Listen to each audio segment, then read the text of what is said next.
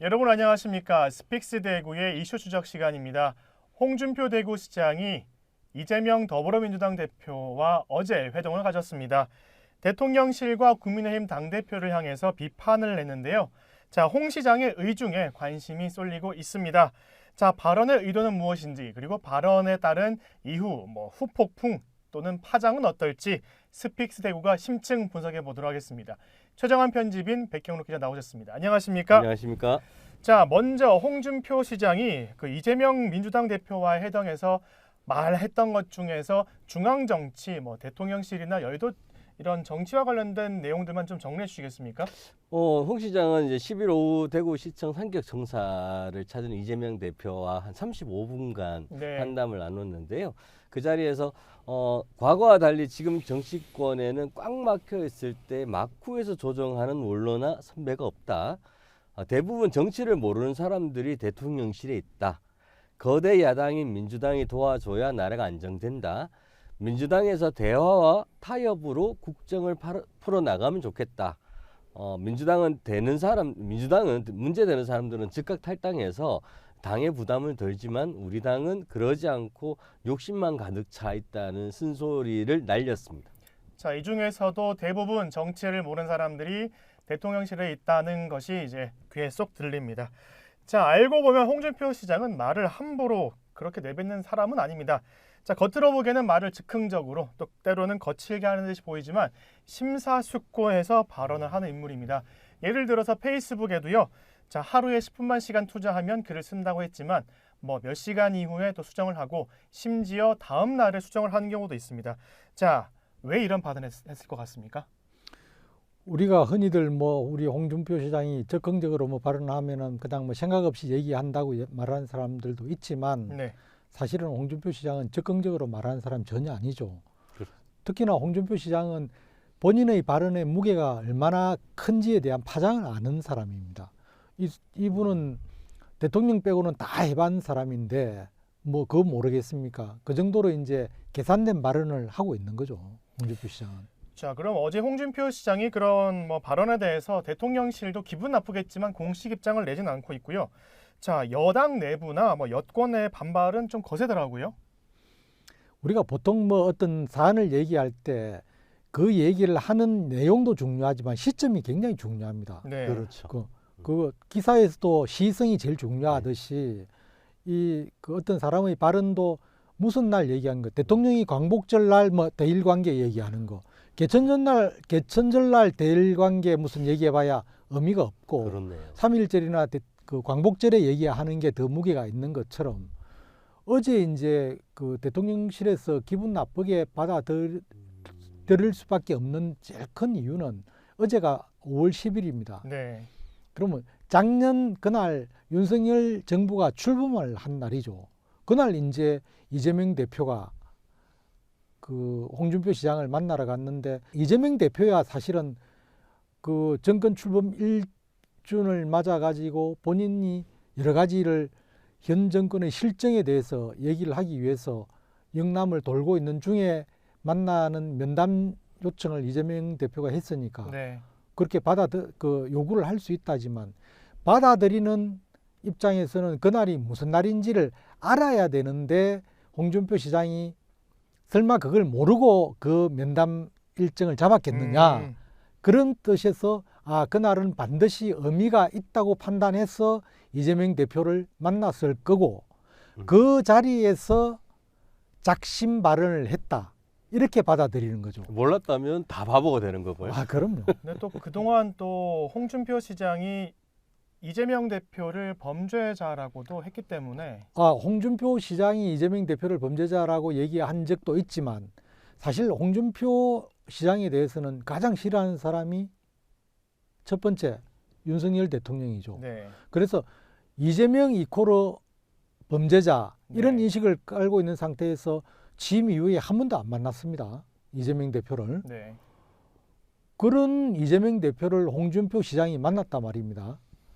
그러니까 날짜, 대통령이 가장 싫어하는 정치인을 만나서 득담만 주고받았다면은 또 큰 문제가 없는데 거기서 대통령실은 정치 자격이 없는 사람들이 모여 있다. 옛날에 그 MBC 100분 토론 때에 정치 윤석열 소모. 대통령 보고 정치력이 없는 사람으로 분류한 거하고 네. 똑같은 맥락으로 또 그 발언을 한 거죠.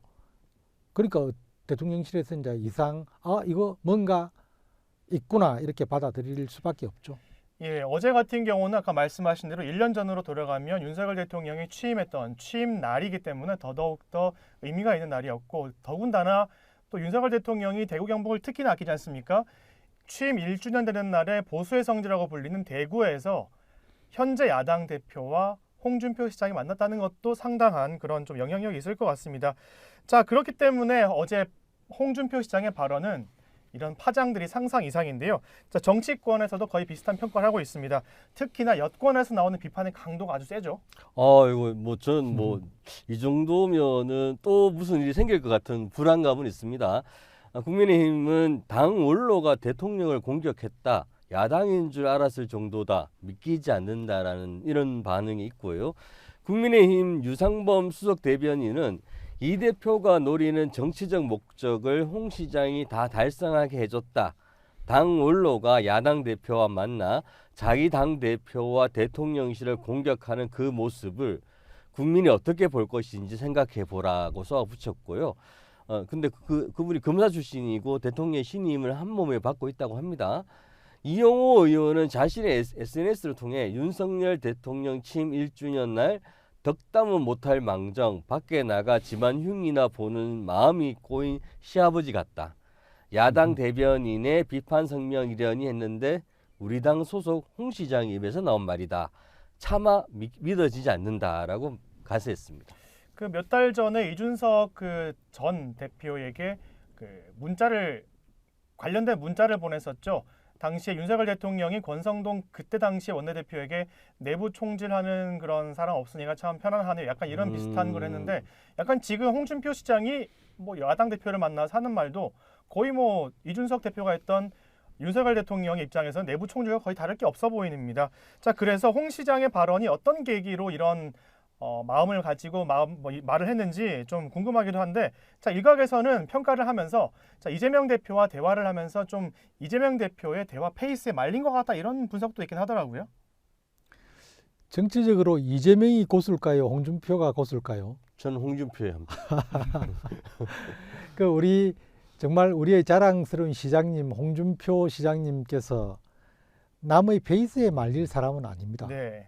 그냥 남의 베이스에 말리면 대답하기 귀찮으면 그래서 싫으면 그냥 싫다고 그냥 대답 안 하고 그냥 비꼬고 그냥 다른 얘기를 돌리지, 사실은 그게 베이스에 말려 가지고 거기에 술술 불고 이렇게 할 스타일 전혀 아니거든요. 네. 거기다 그분은 또 검사 출신입니다. 조폭을 때려잡은 경험도 있고 해서 여러 가지 하는데 남한테 뭐 베이스에 말려 가지고 얘기할 뿐이 아니고, 이재명 대표가 어제 그 어떤 얘기 끝에 나왔냐 하면은 합리적인 선의의 경쟁이 정치의 본질인데 지금은 이제 정쟁에서 전쟁의 단계로 돌입한 것 같다, 안타깝다. 원칙과 상식이 잘 관철되면 좋은데 안 됐으면 문제다. 사실상 이제 누구 보고 겨냥했겠습니까? 대통령 보고 겨냥을 했겠죠. 그 발언을 하니까 이 대표가 그래서 이제 홍 시장한테 제발 이제 이렇게 정치가 돌아가고 있으니까 당에도 쓴소리를 한번 해주세요. 네. 하고 이제 홍 시장한테 얘기를 했습니다. 그러니까 홍 시장 입에서 수도꼭지 틀듯이 해가지고 쫙 발언이 터져 나온 거죠.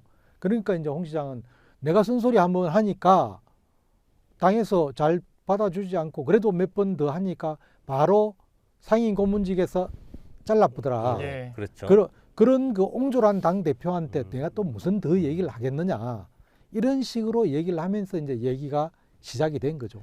예, 지금 정치권에서 어제 회동 때 나온 그 홍준표 시장의 발언을 보는 시각이 우호적이진 않습니다. 어제 뭐 1시부터 회동이 시작돼가지고 한 35분간 진행됐는데, 그 이후에 뭐 주요 정치 프로그램에서 홍준표 시장의 발언들을 다루기도 했습니다. 그 중에서 그 정치구단이라고 하는 박지원 전 국정원장이 요즘 청취율 1위를 기록하는 MBC 정치 시사 프로그램에 나와서 했던 말들이 있는데, 혹시 박지원 전 국정원장의 멘트 좀 소개해 주시겠습니까?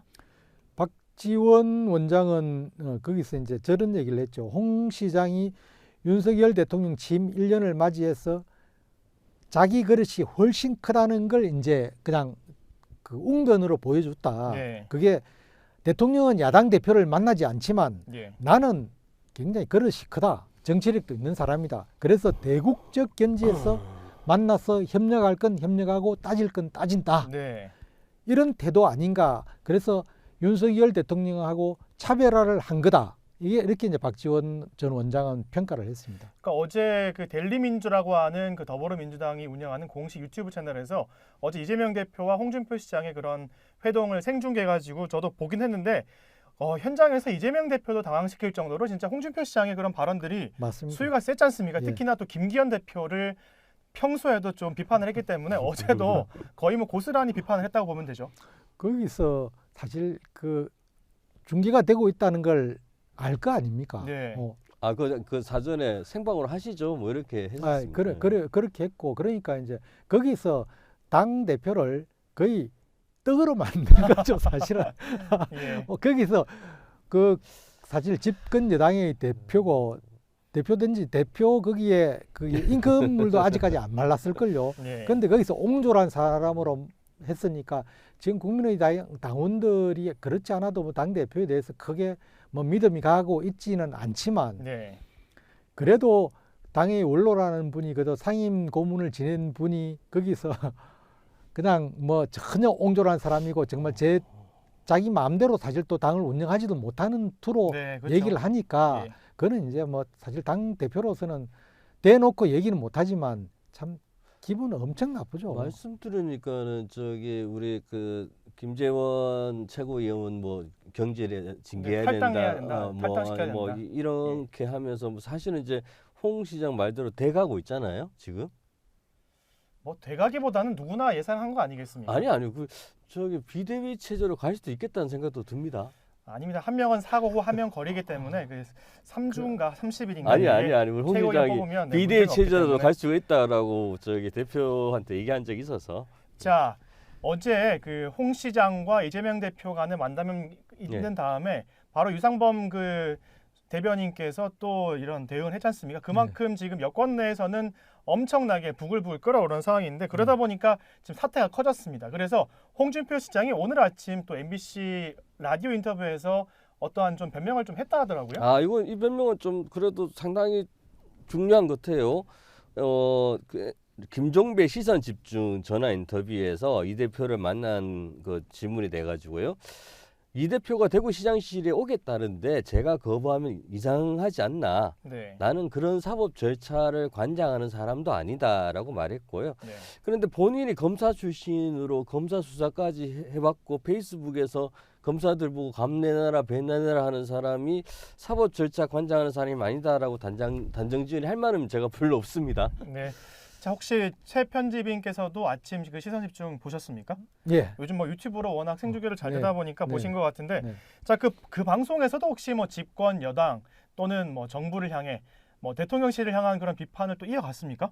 그렇죠. 일단 그 부분에서 홍 시장은 이제 어제 했던 발언이 자기가 주워 담을 수 있는 발언은 아니니까 예. 그게 이제 부연 설명을 한 거죠. 그 부연 설명을 하면서 그거는 사실 그 뭐 어떤 다른 게 아니고 이거 그 팩트다. 내가 말을 잘못한 게 아니고 실제 대통령실이 정치력이 없는 거는 팩트고 네. 그래서 근데 대통령실이 이제 정치력이 없으니까 대통령을 잘못 보좌를 하고 있다. 대통령이 나쁜 사람은 아니고 예. 이제 대통령실에 있는 대통령실을 보좌를 하고 있는 사람들이 나쁜 사람들이다. 나쁘지 않고 초보다 정치 초보다. 예. 자격이 능력이 없는 사람들이다. 네. 그렇게 하면서 이제 거기서 한동훈 얘기도 했죠. 그렇죠. 한동훈만큼만 해라 뭐 이런 말도 그러니까 했다고 하는데. 그러니까 최소한 아마 지금 홍준표 시장의 전략은 내가 다른 사람들한테는 욕을 얻어먹어도 예. 대신에 이제 저 대통령이 가장 총애하는 강요가 한동훈이지 않습니까? 예. 한동훈 장관이니까 적어도 한동훈한테는 내가 점수를 땄어. 예. 집중적인 포화를 막는 데서 어느 정도의 방패는 만들어 놓겠다. 예. 이런 전략일 수도 있습니다. 하니까 지금 윤석열 대통령 입장에서는 아니 내가 아끼는 한동훈 장관을 칭찬했을 때 기분은 좋은데 이 뭔가 돌려가기로 나를 공격하던 느낌인데 약간 이런 좀 느낌도 있지 않을까. 또 그 이게 있습니다. 그 적을 통해서 예. 이용하라. 적은 나의 동지다. 뭐 이렇게 할 수도 있고 그래서 한동훈과 윤석열 대통령을 갈라치기 한 뭐 방편일 수도 있죠.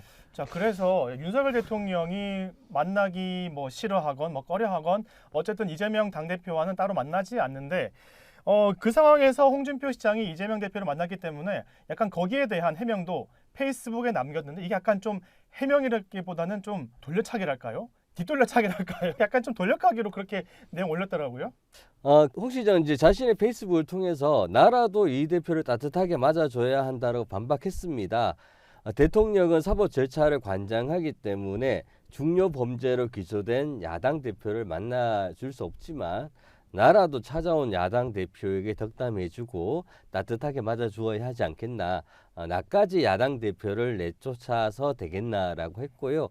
하여간 MBC 100분 토론에서 이재명 대표 회담까지 중앙에 광폭 행보를 하고 있고요. 지역에서는 대구 MBC 등의 취재 거부 그리고 출연진 경찰청 고소까지 광폭 행보를 계속 이어나가고 있습니다. 예, 이 대목만 봐도 홍준표 시장이 뭐 현재 윤석열 대통령을 또 돕는 대통령실을 향한 그런 온도가 달라진 것을 좀 느낄 수가 있습니다. 왜냐하면 홍준표 시장은 그동안 뭐 여론과 뭐 언론에서 윤석열 대통령을 비판하는 그런 글들이 올라오거나 보도가 되면 윤석열 대통령을 감싸고 옹호하기 바빴는데 자, 그런 온도가 바빠진 것을 느낄 수가 있습니다. 그 시작점이 그 MBC 100분 토론에 나와서 윤석열 대통령을 정치 초보로 비유한 것부터 좀 시작됐는데요. 자, 그 이후로부터 정부를 향한 비판의 수위가 이렇게 높아졌습니다. 자, 최 편집인께서는 왜 현 정권을 향한 그 총구가 대통령 그리고 대통령실로 이렇게 바뀌었다고 보십니까? 정확히는 아직 대통령은 아니죠. 그렇죠. 예, 대통령으로는 가면 지금은 엄청 불경죄를 저지를 수도 있으니까 네. 홍 시장도 머리가 굉장히 좋은 분이라서 대통령을 직접 바로 거론을 하지는 않을 겁니다. 네. 근데 이제 어제 날짜를 앞에서도 말씀드렸지만 보면 어제가 이제 그 취임 1주년입니다. 이게 이제 약간 비사이기는 한데 제가 그 겪은 경험을 말씀드리면 그 윤석열 대통령 작년 3월 달에 이제 당선되고 난 뒤에 인수위 시절에 그 삼청동에 인수위원회 사무실이 있었습니다. 네. 예, 거기 삼청동에 이제 그 인수위원회에 제가 아는 분이 거기에 이제 뭐 있어 계셔가지고 하고 계셨던가요? 그렇죠. 이제 그냥 그 인수위원회 분이 아니고 인수위원회에 뭐 거의 뭐 하여튼 1, 2등을 다투는 분하고 또 한 뭐 그 위에서 한 10번째쯤 있는 분하고 두 분이 있는 자리에 탑10 안에 들어가는 분들이 간 적이 있습니다. 거기서 이제 나왔던 얘기인데 그때에 홍준표 시장이 이제 대구시장에 출마를 본격화하고 있을 시점이었죠. 그렇겠죠. 예. 네, 그러니까 이제 홍준표 시장에 대해서 걱정하는 여론들이 대구에 많이 있었습니다. 네. 그래 이제 그 제가 그 자리에서 어떻게 그 당선인께서는 그 대구를 굉장히 좋아하고 대구 때문에 당선이 됐다고 할 정도로 많이 하시는데 그럼 대구시장이 중요한 자리 아니냐. 근데 홍준표 시장은 그때 그 후보 시절에 당 경선 때에 굉장히 심하게 그 치열하게 다투고 심하게 다투고 그랬었죠. 그래서 기분 나빠한 적도 많이 있었는데 과연 그분이 광역단체장으로서 윤석열 대통령과 호흡을 맞출 수 있겠느냐 어떻게 생각하냐고 이렇게 단도직입적으로 제가 질문을 했습니다. 그러니까 그분도 굉장히 우려가 많다.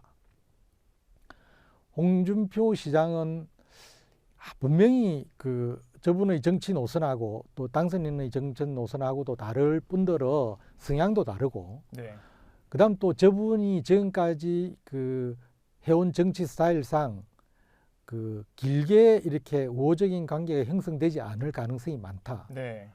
그런데 이제 그때는 당선인께서 우리 윤석열 대통령께서 지지율이 떨어지고 그래서 한 1년쯤 지나면 그때부터 공격이 시작될 가능성이 높다. 저분은 SNS라는 큰 무기를 가지고 활동을 하시는 분이고 특히 대구시장으로 그 경선에서 패배하고 대구시장 되기 전부터 해가지고 청문 홍답 이런 걸 운영을 하면서 청년층들의 도움도 지지도 받고 있고 대구 시민들도 홍준표 의원이 시장에 나왔으면 좋겠다고 생각하는 분들도 많이 있는 그런 기반 갖고 있는 분이 대통령을 공격하기 시작한다면 네. 우리로서는 굉장히 큰 부담인데 실제 그렇게 될 가능성이 나는 높다고 생각한다 하는 말씀을 하셨어요. 그때. 그래서 예. 그러면서 우리가 한 1년쯤 지난 뒤에 내 얘기가 맞는지 한번 봅시다 하면서 자리에 일어난 적이 있거든요. 돈은 안 그러셨어요? 돈은 안 그랬어요. 자, 그러면 이제 한 1년여 전으로 돌아갔을 때 그 윤석열 대통령 인수위 시절 아주 주요 요직에 계셨던 분께서 하신 말씀인데 딱 조건이 맞아 떨어졌습니다. 윤석열 대통령의 지지율은 떨어졌고 지금 딱 취임 1주년이 지났기 때문에 약간 그분이 예언하신 대로 약간 홍준표 시장이 윤석열 대통령을 향한 좀 그런 뭐 태도나 이런 자세가 바뀐 것 같습니다. 그런 이유 때문에 이렇게 시각을 달리한 걸까요? 일단은 그 대통령이 가지는 권력이 뭐 지금은 뭐 막강하잖아요. 예. 뭐 원래 막강하게 했습니다만은 그 광역단체장이 자기 사업들 그러니까 우리 시에 있는 사업들을 위해서 대통령 눈치를 볼 수밖에 없고요.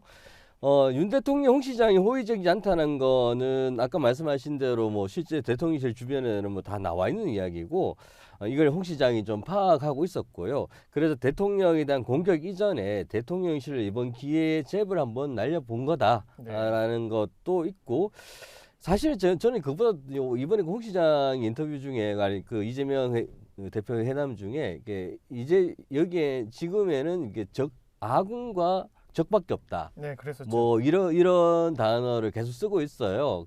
그래서 이제 요 잽 다음에 대통령실이 아군으로 둘지 적으로 둘지 관전 포인트가 되지 않을까 싶습니다. 자, 그러면 앞으로도 홍준표 시장이 대통령실을 향한 이런 공격가 계속 나간다고 보십니까? 저는 계속될 거라고 보고요. 근데 대통령실에 대한 공격은 앞으로 계속될 겁니다. 네. 특히나 이제 제일 중요한 게 내년 총선이지 않습니까? 네. 총선에서 분명히 대통령실이 뭐 윤석열 대통령 책임하에 대통령 본인이 내 책임하에 선거를 치르는 거라고 말씀을 하셨고 네. 그렇죠. 또 대통령의 그 실에 있는 참모들도 핵심 참모들도 총선을 이기기 위해서 뭐 이번에 무리한 여러 수를 두지 않습니까? 예. 두고 있죠. 그런 면에서 볼 때 이제 이 사람들이 과연 그러면 홍준표 시장은 대구에서 본인의 지분을 가지려고 할 텐데 대통령실이 과연 그걸 인정해 줄 거냐, 또 국민의힘에서 당 지도부가 그걸 인정해 줄 거냐 할 때 그럴 가능성은 사실 없거든요. 네. 그러면은 이제는 그럴 가능성이 없어질 때마다 홍준표 시장은 대통령실을 향한 공격을 할 겁니다. 네. 하는데 근데 이제 그 대통령에 대한 공격은 그렇게 쉽게 하기는 좀 어렵습니다. 왜냐하면은 그 우리 백 기자가 좀 전에 얘기했지만 대통령은 현재 대통령이 갖고 있는 여러 가지 무기가 있지만 그 중에서 제일 큰 거는 일단은 검찰권이고 근데 그 전에라도 행정 권력을 통제하는 그 측면에서 대통령은 할 수 있는 일들이 많은데 지금 대구의 가장 큰 현안이 뭡니까? 지금은 현안이 이제 그 우리가 대구 영북 통합 신공항 특별법은 통과가 됐지만 저것도 여전히 저거는 법원 통과돼도 그 정부의 핸들링 안에 있고 결국 대통령의 핸들링 안에 있습니다. 네. 저 부분이 앞으로 어떻게 될 건지는 대통령의 의지에 달려 있는 거고. 예. 그다음 어제 우리 이재명 대표하고 만나서 홍 시장이 부탁을 한 게 뭡니까? 달빛 내륙 고속철도. 철도 거기서 특별법을 만드는데 다른 거는 별로 중요하지 않아요. 네. 근데 그게 제일 중요한 거는 뭐냐면은 예타 면제입니다.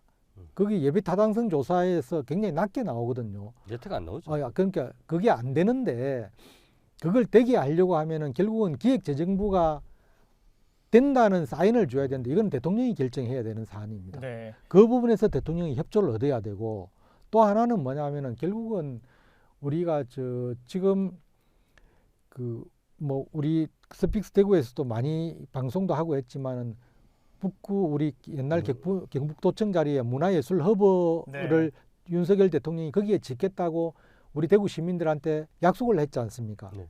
그 약속을 한 거를 홍준표 시장이 일단은 일방적으로 다른 데서 옮겨 짓겠다고 했거든요. 문화체육관광부에서 일단 여론을 수렴해가지고 대통령실의 어중을 물어놓고 있는 중입니다. 네. 여기서 대통령이 어떤 답을 하느냐에 따라 가지고 달라지기도 하고 하니까 지금 여러 가지 사안들이 걸려 있는 그런 상황에서 홍준표 시장이 대통령을 함부로 공격하거나 또 정부나 대통령실을 강도 높게 비판하지는 못할 겁니다. 그렇지만 분명히 상황에 따라서는 한다. 거기에 저는 한 표를 겁니다. 아까 말씀하신 대로 대통령과 같은 경우는 그 검찰 권력을 갖고 있기 때문에 지금 홍준표 시장 같은 경우는 또 선거법 위반 혐의로 고발도 되지 않습니까? 또 그 영향도 클 것 같습니다. 자, 오늘 이슈 추적에서는 홍준표 시장이 어제 이재명 대표와 만나 회동을 하면서 발언했던 중앙 정치와 관련된 그런 발언들을 분석해 보는 시간을 가졌습니다. 대구에서 홍준표 시장의 눈치를 보지 않고 할만하는 그런 언론사는 별로 없습니다. 스픽스테고가 대표적인 언론사죠. 스픽스테고의 목소리가 더 커질 수 있도록 여러분들의 응원 그리고 구독을 부탁드리면서 오늘 이슈 추적 여기서 마치겠습니다. 감사합니다. 성공은 소중한 것이지만 성공한 이후에 더불어 사는 사람들의 고통을 외면한다면 그 성공은 큰 의미가 없는 것입니다.